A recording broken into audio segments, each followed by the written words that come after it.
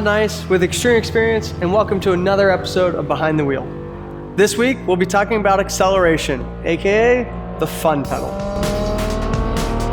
When people think of supercars, often the first thing that comes to mind is the acceleration. Listening to the engine climb through each gear, screaming at full throttle, you feel the G-forces throwing you back in the hand-stitched seats that are hugging your rib cage.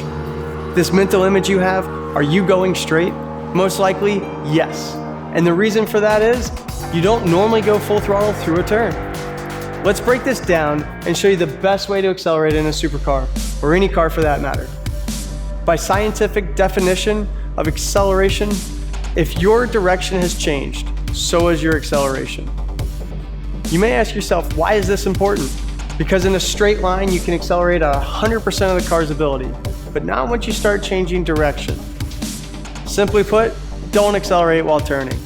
An easy way to think about it is through another science term, string theory. Imagine you are sitting in a car with a string tied from the top of your right foot to the wheel. When your foot is all the way down, the wheel is pulled all the way straight. When you begin turning the wheel, the same string pulls your foot up off the pedal. Now, if you are still confused, then just remember to do one thing at a time. Either you're turning the steering wheel or pushing the pedal. Just as you maximize your braking in a straight line, you're going to maximize your acceleration the exact same way. Accelerating in a straight line is best because it allows you to get the maximum power to the wheels. The more you have any kind of input into that wheel, the less likely you can go full throttle. Now that you're familiar with the basics, I want to mention two terms you may have heard when discussing performance driving: understeer and oversteer. So we're going to demonstrate a little bit of understeer here at the end of this slalom section as we enter our carousel.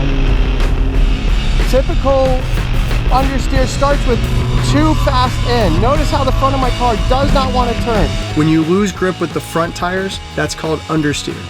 This is generally a result of someone coming into a turn too fast or accelerating too hard out of a turn. When that weight transfers to the rear tires as you accelerate, you lose that front end grip. Understeer is when you lose grip with the front tires. And oversteer is losing grip with your rear tires. Eliminating this comes with throttle control. As you approach the limits of a car, this throttle control becomes even more important.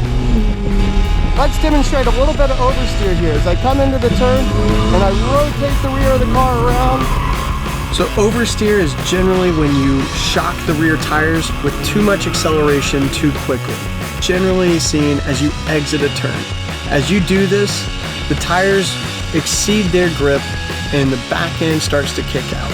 While it may not be as thrilling as just slamming your foot down, you will be rewarded for your patience with higher top speeds at the end of each straightaway by rolling in the throttle as you exit a turn. When you're accelerating out on the racetrack, treat the acceleration like a volume knob rather than a light switch. Roll your foot into the throttle rather than slamming it down. Now that you understand there is more to acceleration than sticking the pedal to the metal with your lead foot, you are ready to begin learning the driving line.